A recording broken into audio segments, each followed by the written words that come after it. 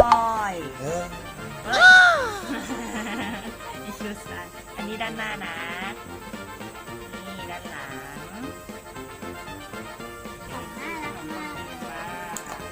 เรามาลองเก็บกัน1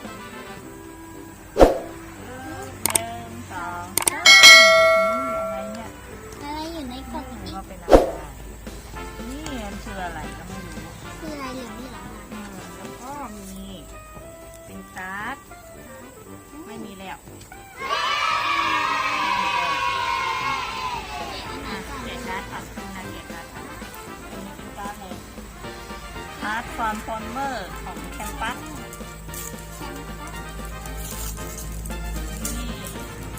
หรือได้เป็น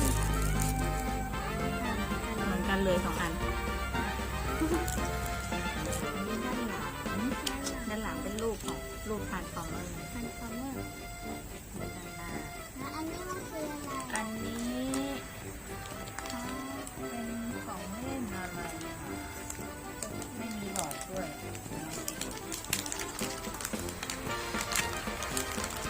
มีลูกแก้วด้วย เป็นเหมือนมือ หรือเปล่าก็ไม่ใช่ แล้วก็มีลูกแก้ว2 อัน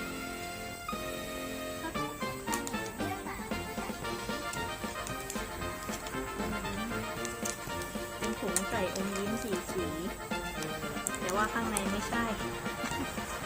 มีออยด้วย กินไม่ได้เลย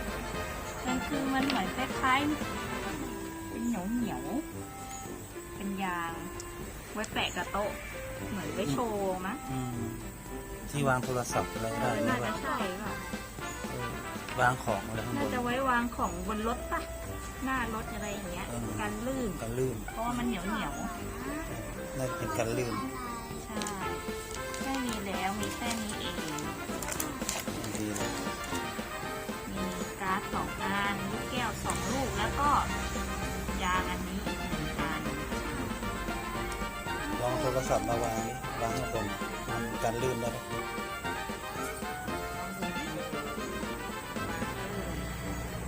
กันลื่นไหม กันลื่นนะไม่ลื่นนะ น่าจะเอาไว้หน้ารถ น่าจะไว้วางหน้ารถกัน หน้ารถ โท กัน ร ลื่น ศัพท์ร่วงกันอะไรอย่างเงี้ย กันลื่นไม่ขยับเลยมั้ย ไม่ขยับเลย เอาโทรศัพท์ออกดิลูกเราขยับดิไม่ขยับ